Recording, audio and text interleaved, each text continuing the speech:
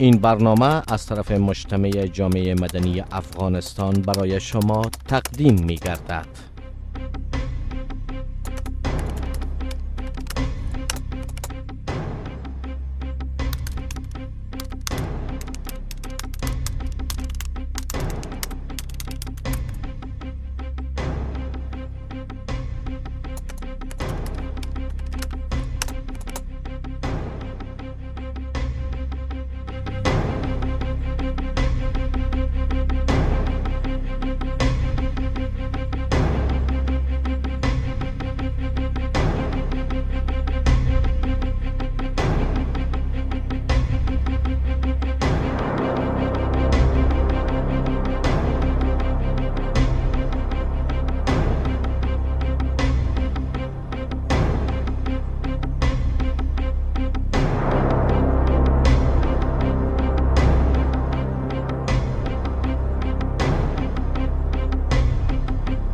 عیار سی دیترام ده پارا شایتا شایخا گور محترم سمونیار محمد آصف بلخی قماندان امنیه ولسوالی دهدادی، افسران ساتنمنان سربازان قماندانی امنیه ولسوالی دهدادی به نظام تعقیب افتخاری معاینه شما را دارد. تقدیم کننده سارمن محمد بیان معاون اداری.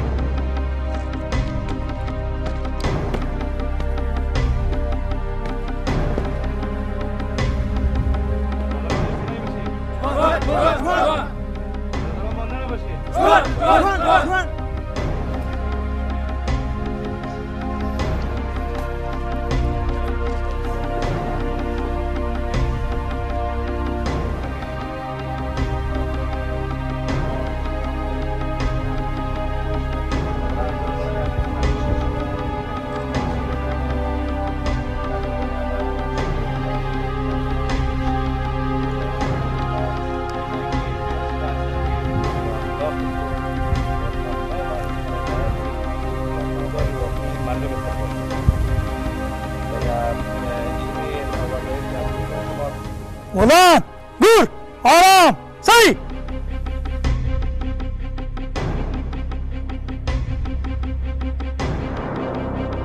سلام، باز به یکی از دیگر از برنامه‌های گفتمان مردمی شما را خوش آمدید میگم.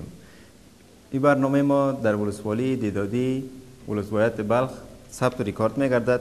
مهمانان ما در این برنامه هر یک محترم الحاج غلام فاروق خان نماینده سایه رهایش کدبرق، محترم الحاج محمد عیسی خان نماینده قریه نگاری، محترم آقا محمد خان مدیر اداری و مالی ولسوالی دهدادی، محترم حاجی قربانشاه خان قریه‌دار مرکز ولسوالی دهدادی، محترم الحاج محمد گل خان مدیر لیسه استاد سالم محمد، محترم عبدالستار قریه‌دار قریه پشت باغ، محترم سلطان محمد قریه‌دار قریه قلتیمور، محترم عبداللطیف خان قریه‌دار قریه پل بابه ولسوالی دهدادی، محترم محمد حنیف خان قریه‌دار قریه باباکونه، محترم امیر محمد خان قریه‌دار قریه بابا قشقار، محترمه مونسه اوتک سرمعلمه لیسه عالی عابده بلخی، محترمه آزاده حبیبی رئیسه امور زنان ولسوالی دهدادی. تمام شما مهمانان محترم در بحث امروزی ما خوش آمدید میگم و تشکری میکنم از قماندان صاحب سمونیار محمد آصف خان بلخی فرمانده امنیه ولسوالی دهدادی تا این وقتشان بر ما دادن تا صحبت‌های با ایشان داشته باشیم. قماندان صاحب به عنوان اولین سوال میخوایم از شما پرسان بکنم که تصویری کلی شما از وضعیت امنیتی ولسوالی دهدادی چی است، چگونه است؟ بسم الله الرحمن الرحیم. نحمده و نصلی علی رسوله الکریم و علی آله و صحبه اجمعین. این جانب سمونیار محمد آصف بلخی قماندان امنیه ولسوالی دهدادی، خدا را شکرگزار هستیم که در طول 1 سال و 3 ماهی که ما به صفت مسئول امنیه دهدادی از طرف هیئت رهبری ولایت بلخ که تعیین گردیدم، کارهای دستاوردهای بزرگی که ما پیشروی داریم که برای مردم عزیز ما معلوم است. به فضل خداوند وضعیت به طور 100% نرمال است. کدام مشکل امنیتی به فضل خداوند نداریم، تهدیدات دشمن نداریم، باند گروپ ها نداریم، سارقین مسلح نداریم، اختطافچی ها مهار شده قبلا نداریم. به فضل خداوند وضعیت تحت کنترل و پرسنل موجوده ولسوالی دهدادی در خدمت مردم خود قرار دارد. تشکر قماندان صاحب. ما میخوایم این سوال عین سوال از نماینده های مردم بکنم که وضعیت امنیتی ولسوالی دهدادی از نظر شما چگونه است؟ میشه که یک از نماینده ها جواب بدن؟ فرمایید صاحب. بسم الله الرحمن الرحیم. الحمد لله رب العالمین والعاقبة للمتقین والصلاة والسلام علی رسوله محمد و علی آله و اصحابه اجمعین. اما بعد، محمد گل زاهد مدیر لیسه استاد سالم محمد هستم. به ارتباط امنیت ولسوالی دهدادی یا در سر تاثر ولایت بلخ خدمت دوستا عرض بکنم که به همکاری اردوی ملی، پلیس ملی، امنیت ملی و ارگانهای کشفی در سر تاثر ولایت بلخ امنیت به کلی تامین است و ما الحمدلله مثل که در شکم مادر خواب باشیم امیت و آرام هستیم که شاگردای ما با روحی بسیار آرام، مکاتب برویش باز است، دلشان که به مکاتب خصوصی میره، دلشان که به کورس‌ها میره، دلشان که به مکتب‌های دولتی میره، مطابق ذوق و رشتهشان به مکتب‌ها میره، معلمین ما به وظایفشان میره، دیگر کارمندان دولت به وظایفشان میره، کسب کارا بسیار به خاطر جمع، زارعین و همین قسم تجار ملی هر کدام به خاطر یک لقمه مصروف هستند، به بسیار خاطر جمع و بسیار مطمئن و آرام که به خاطر ازی که امنیت در این ساحه تامین است. اگر امنیت یک واجبه بسیار ملی است، امنیت پدیده است که هر زیروی که در کره زمین زندگی میکنه نیاز به امنیت داره. الحمدلله به لطف احسان خداوند امنیت در ولایت بلخ به کلی تامین است. تشکر. میشه قماندان صاحب سوال دوم از شما پرسان بکنم که و شما هم در اون مورد جواب بدین که پلیس ولسوالی دهدادی از چی توانایی‌های مسلکی و تجهیزات برخوردار است برای تامین امنیت ولسوالی دهدادی؟ به فضل خداوند پرسنل کافی در اختیار قرار داریم. همگی پلیس مسلکی است، کورسایی که لازم بوده خوانده و یک تعدادش اکادمی خوانده که به شمول خودم که در سال 1391 اکادمی پلیس خواندیم و ما فعلا از هیچ نگاه کمبود نداریم. به فضل خداوند سلاح‌های بسیار پیشرفته، وسایط رنجر، تمام آشا و عباطه ما به وقت و زمانش میرسه، هیچ نوع مشکل نداریم. همگی چیزی که در دست داریم در اختیار مردم خود قرار بدیم.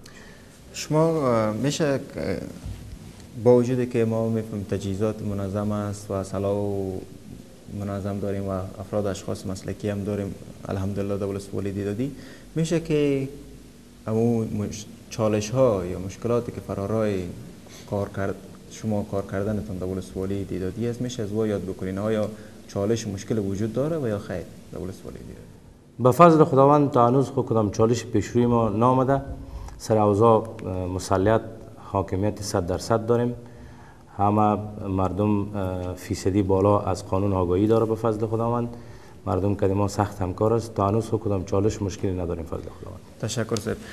هرچند که نماینده صاحب مردم هم گفتن که ما در ولسوالی دهدادی در تمامش ما مشکل امنیتی نداریم، میشه که اگر کدام نقطه آسیب پذیری اگر در ولسوالی دهدادی وجود داشته باشه یادآور شین از اون نقاط آسیب پذیر ولسوالی دهدادی؟ نقاط آسیب پذیری ولسوالی ما تنها همین دو قریه کارزای ماست، کاریز کلان و کاریز خرد. گاهی از طرف ولسوالی چارکند که تهدیدی بسیار کوچکی است که یک بار یک عملیات دوجه برای انداخته بودیم، به فضل خداوند موفق شدیم. دیگه به فضل خداوند دیگه کدام سایه تهدید از طرف ولسوالی همجواری که با ما هم مرز هستند نداریم. کنترل قوی تر است، تلاشی ها و چک پوینت ها بعضی گپایی که ما در کارهای اپراتیفی کشفی خود داریم. تنها یک سایه آسیب پذیری ما از این کاریزای ما است، او هم بسیار ضعیف است، هر وقتی که سر بالا میکنه سرکوب میشه. دیگه ان شاء الله قابل تشویق است. در مورد عمده‌ترین نگرانیتان در سطح ولسوالی بگوین، آیا تنها همین دو کاریز است یا از دیگر مسائل هم است که شما نگران هستین به عنوان فرد شماره یک امنیتی ولسوالی دهدادی؟ فقط یک نگرانی که ما داریم در صورتی که عدم همکاری مردم با ما شود، در اون صورت ما نگران میشیم. به فضل خداوند همین چیز هم ما نداریم. همه مردم با ما، زن و مرد شب و روز با ما همکار است. هیچ قضایا از پیش ما پنهان و پد نمیمانه. با وقت زمانش رسیدگی صورت میگیره. مردم با ما همکار است. فضل خدا. تشکر. میشه قماندان صاحب در این مدت 1 سال و 3 ماهی که میشه شما شاهد پیشرفت‌های بسیار زیادی در قسمت امنیتی ولسوالی دیدودی هستین و بعضی از مردم و قراردارای ما الحمدلله میفهمند در مورد دستاوردهای شما. میشه که یک کمی جزئیات بتین به بینندگان تلویزیون ما که دیگه مردمی که آگاهی ندارن از دستاوردهای شما و آگاه شوند همین چی دستاوردهایی داشتین شما در این مدتی که شما به عنوان قماندان امنیه ولسوالی دیدادی تعیین شدین که 1 سال و 3 ماه میشه. تشکر. یک دستاورد بسیار بزرگ و قوی که ما داریم به او افتخار میکنیم او اعتماد مردم ماست که مردم بالای ما اعتماد داره به فضل خداوند. و دیگه دستاوردها از وقتی که ما آمدیم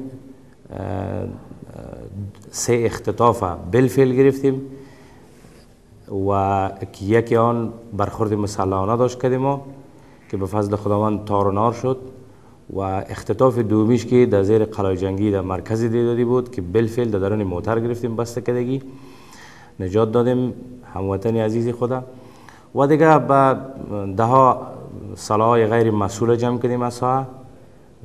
شاید در حدود 10 الی 15 قاتل عرفوی را که ما گرفته باشیم که اسناد موجود است. سارقین دستگیر کردیم از طرف شب از طرف روز. دیگه به فضل خداوند این قضاهای خرد و کوچک قابل یادآوری نیست. چیزایی که بود اختطاف است، قتل است، سرقت است، یعنی چیزا بوده با وقت زمانش دستگیر شده. هیچ قاتل از پیش ما فراری نیست و هیچ دوسیه کشفی در رابطه با قضای کشفی ما نداریم که او قابل تشویش برای مردم ما باشه. تشکر صاحب. سوال بعدی را مطرح می‌سازم این است که در مورد فعالیت‌های مجتمع جامعه مدنی افغانستان در ولسوالی دیدادی چی گفتنی دارین؟ آیا فعالیت‌های از یا بالای پلیس تاثیرات خود داشته نداشته؟ در این قسمت اگر معلومات میدادین. یک تشکری ویژه خو از این برنامه شما داریم که در طول 1 سال و 3 ماهی که ما به صفت قماندان ولسوالی آمدم ایره به صراحت گفته می‌دانم که چندین سرباز ما باسواد شده که فعلا به کورس ساترمنی است و یک تعدادش فارغ شده. این یک دستاورد بسیار بزرگ برای مردم شریف ما است. سربازی که مطلق بی سواد بود فعلا سواد کامل داره، او را به ساترمنی پذیرفته، از اوجا فارغ شده.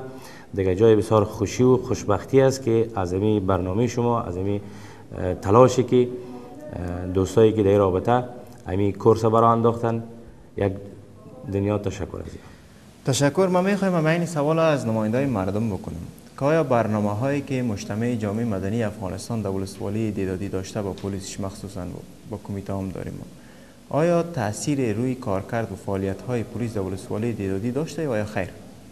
میشه کس جواب بده؟ بفرمایید. بسم الله الرحمن الرحیم.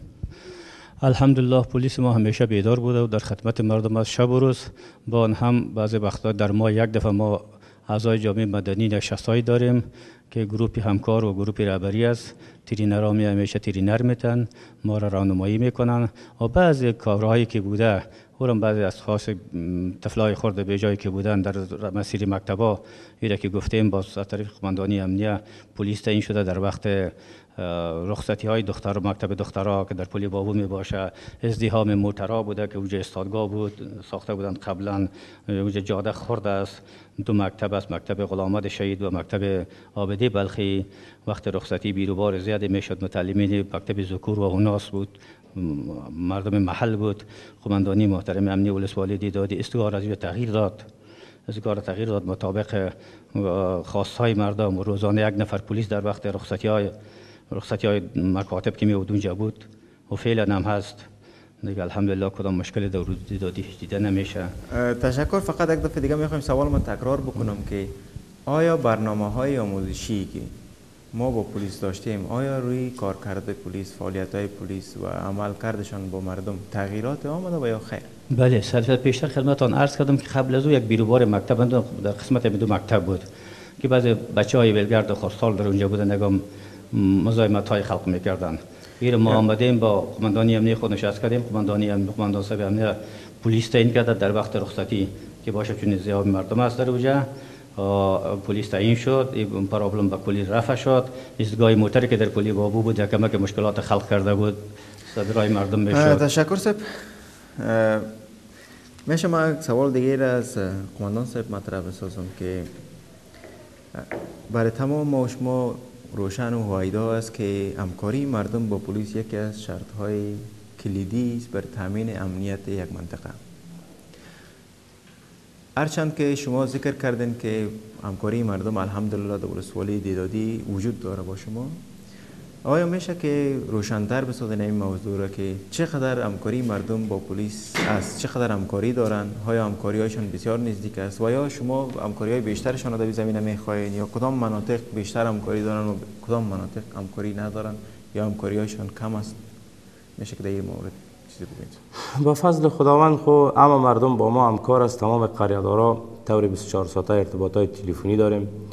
هفته یک بار روزهای دوشنبه جلسه داریم در دفتر جناب ولسوال صاحب.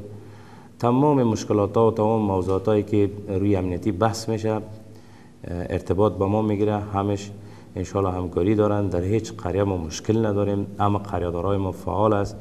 بعضی از قریه‌دار صاحبایی که سالنگاری در رابطه با مسائل امنیتی و ارتباطات تلفنی با ما داشتن، او موضوع هم تقریبا در حدود 1-2 ماه پیش مکمل حل شد. هیچ مشکلی فضل خداوند نداریم. تشکر صاحب. میشه که ما بر بگردیم به نماینده های مردم ولسوالی دیدادی که سوال اگر دارن از جناب قماندان صاحب میشه که مطرح بسازن از پیشان. کسی سوال داره؟ بفرمایید. بسم الله الرحمن الرحیم. به اجازه وزیر محترم ما به یک قسم عرض میکنم که در سایه ولسوالی دیدادی امنیت به فضل خداوند 100% تامین است. گزارش قماندان صاحب امنیت وزیر شما تقدیم کردن به کلیه سیاست و طرف تایید ماست. مگر ما از قماندان صاحب همین سوال دارم که در حساب فساد اداری چی کارهایی انجام دادن در گزارششان نامده؟ بسم الله الرحمن الرحیم. در رابطه با فساد اداری ما جلسه‌ای داریم، کورس‌های ایجاد کردیم، خصوصا در مورد کمربندها یا افراد پلیسی که در ساحه پست‌هایی دارن. همیشه تاکید ما در رابطه با جلب توجه مردم، خدای نخواسته نارضایت مردم هیچ وقت یا کسب نکنن. تلاش ما در هر هفته یا در هر 15 روز یک جلسه داریم. جلسه ما روی امنیتی، روی بعضی مشکلات های داخل قطعه و فساد اداری است. همیشه توصیه ما برای از و یک تعداد افسرها و ساترمنها و سربازای ما با کورس ها در رابطه با این موضوع استخدام شده که خودم هم در جلسات تاکید میکنیم و پرسنل ما که در کورس ها میره از هم در سایر که یاد میگیرن بسیار تاثیر مثبتی داره. به فضل خداوند کاهش بسیار زیاد سرش آوردیم. دیگه انشالله در آینده ها هیچ نوع مشکلی فعلا ما کدام نوع مشکلی نداریم. هیچ مردم شاکی از پست های ما از دیگه ما نداره به فضل خداوند و تلاش داریم که در آینده ها هیچ نوع امی آثار و علائم پدیدی امی پلید باید در داخل قطعه ما و در سایه ولسوالی ما نباشه. تشکر. قماندان صاحب، قسمی که شما معلومات دادین تنها در قسمت پلیس بود و کارهایی که با پلیس صورت گرفته و کورس‌ها و برنامه‌هایی که با پلیس داشتن. اما روی ارگان‌های دولتی دیگه که در ولسوالی دیدادی فعالیت دارن، فکر کنم سوال از وزیر کلی‌تر بود. میشه که در ما موارد بگوین که آیا کدام اتفاق افتاده یا کدام اقدام صورت گرفته و یا پلیس در وظایف صلاحیت‌های خود داره. هر اداره را میتونه که در رابطه با فساد اداری زیر کنترلش باشه. همه بخش‌ها زیر کنترل ماست، محاکم، سارنوری، بخش‌های ولسوالی، شعبات دیگر، آمریت برق ما، تماما بخش‌ها زیر کنترل ماست، مکاتب‌ها، مدیریت معارف. به فضل خداوند تا هنوز همچو شکایتی در رابطه با فساد اداری یا در رابطه با همین موضوع پدیدی پلید تا هنوز برای ما کدام اطلاعی نرسیده و خود ما هم طوری 24 ساعته ارگان‌های کشفی ما زیر تعقیب خودی به حضور داره. تشکر قماندان صاحب. سوال دیگه اگه داشته باشن بفرمایید. بسم الله الرحمن الرحیم. سوال من متوجه قماندان صاحب امنیه ولسوالی دهدادی است. از اینکه از کارکردهایشان تشکری میکنیم. چند روز قبل شایعات در ساحه پخش بود که گروپ‌های محلی در سطح ولسوالی دهدادی ایجاد میشن. از اینکه امنیت 100% در سطح ولسوالی دهدادی تامین است به فضل خداوند متعال. ما با تو کدام گروپ مخالف دولت نداریم که گروپ‌های محلی در ایجاد شوند. دیگه باعث تشویش مردم شده. می‌خواستم که از این در این باره مراجعه به قماندان صاحب معلومات بدن که چه رقم است موضوعش. تشکر از قیادار صاحب عبداللطیف خان. پلیس محلی از نامش ویداست که در ساحات آسیب پذیر در قدم اول اونا جابجا میشه. این یک مبرم و یک چیز ضروری است برای تمام قریجات های ولسوالی ما به خاطر تشکیل کمی پلیس. حالا ببینید در ولسوالی دیدادی ما 60 نفر پرسنل داریم، 36 قریه، 450 کیلومتر مربع و تقریبا در حدود 1,85,000 نفوس زن و مرد.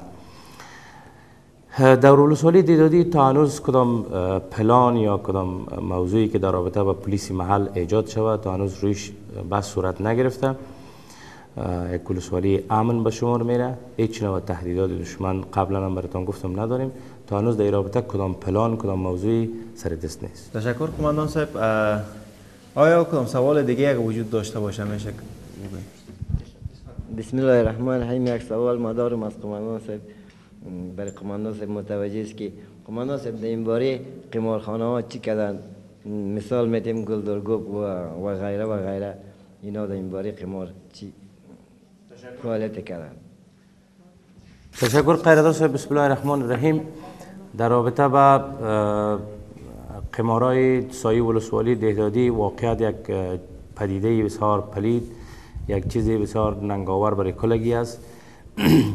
در ولسوالی دهدادی قبل از اینکه ما تازه به اینجا آمدیم واقعیت قمارخانه ها بسیار زیاد بود، خصوصا در قریه شیرآباد ما 15 جای قمار بود. در مرکز دهدادی که قریه‌دار صاحب‌ها کل شاهد 2 جای قمار بود. در تمام قریه ها بعضی‌ها 1 جای 2 جای بود. ما یا را مکمل جمع‌آوری کنیم برای مردم خود به صراحت به زبان دراز گفته میتونیم که میتونن که برای کنترل بکنه. اگر 1 جای قمار در سایه قریه‌جات‌های ما بود ما انشالله این جوابگوی مردم خود هستیم. در رابطه با ساحه گلدرگوب که یک سایه دریاخانه است، اوجا در وقت گرما از ماه حمل و ثور یک تعداد کپه ها جور شده بود به خاطر سیل و ساتری و آبازی مردم. با استفاده از این کپه های خود یا باز کمپل های قمار آوار کردن، سر و صدا به حد رسید که به تلویزیون ها.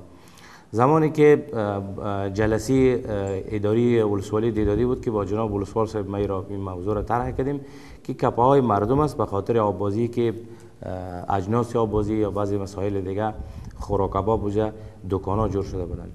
با استفاده از نام ازی باز دبینش قمار انداختن. باز ما یک روز هیئت رهبری خود ولسوالی خود جمع کردیم، با یک قوای بسیار قوی حرکت کردیم رفتیم در اونجا. واقعیت که هم تو یک چیزی بود، مکمل جمع‌آوری کردیم، کپه هایشان شکست دادیم، مکمل جمع کردیم. همون چیزایی که وابسته به همون دکانداری بود او را برای خودش تسلیم کردیم.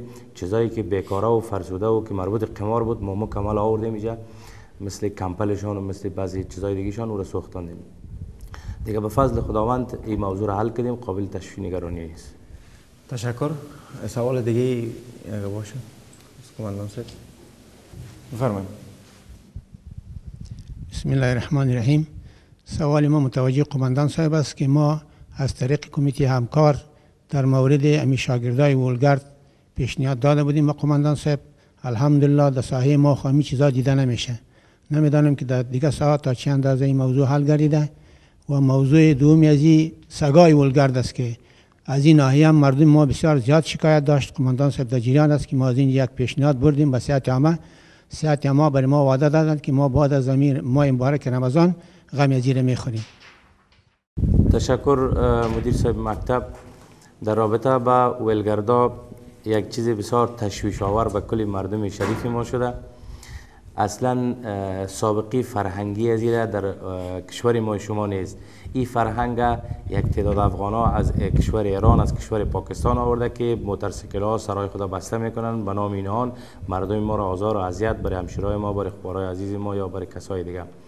ما در حدود 150 نفر ولگرد که ثبت راجستر کتاب داریم، چیزی که اسناد سخن میگه باید مطابق اسناد. 150 نفر ولگرد ما از ساحه از عمومی سایه ولسوالی جمع‌آوری کردیم و بالخصوص که یا زیافترش از دانای مکتبا بوده که باعث آزار و اذیت همشیرهای ما، باعث آزار و اذیت بعضی موضوعات دیگر جمع‌آوری کردیم، آوردیم تعهد تضمین امو جزای انضباطی که قانون برای ما صلاحیت داده او را بالاش تطبیق کردیم. بعد از تعهد و تضمین داوره رها کردیم.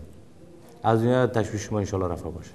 در قسمت سگای ولگرد در رابطه با سگای ولگرد پیشنهادی که از طرف عالی به صحت عامه رفته، این وظایف صحت عامه میشه.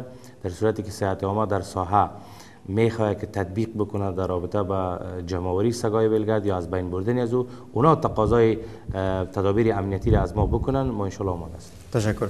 در قسمت همین سوال اول از یا که در قسمت شاگردان ولگرد که گفتن، ما یک ولگرد داریم که بیرون از مکاتب میاین و باعث آزار اذیت میشه و یک تعداد از شاگردای ما متاسفانه در مکاتب هستند که باعث آزار اذیت استادا و دیگه هم صنفیایشان و هم خطرهایشان میشه. در اون قسمت آیا کدام شکایتی تان از مکاتب برای شما آمده اقدام صورت گرفته خیر؟ در رابطه با شاگردایی که ولگرد هستن بسیار جزئی و کم است.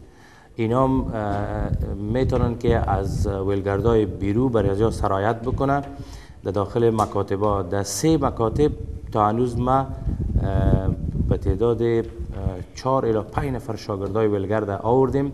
ایجا نظر به مشوری مدیر معارف، نظر به مشوری مدیری همون مکتب یک هماهنگی به وجود آوردیم در ولسوالی، یک جزای انضباطی، تعهد، تضمین دوباره رها کنیم. فضل خداوند امی هم کم شده. تشکر.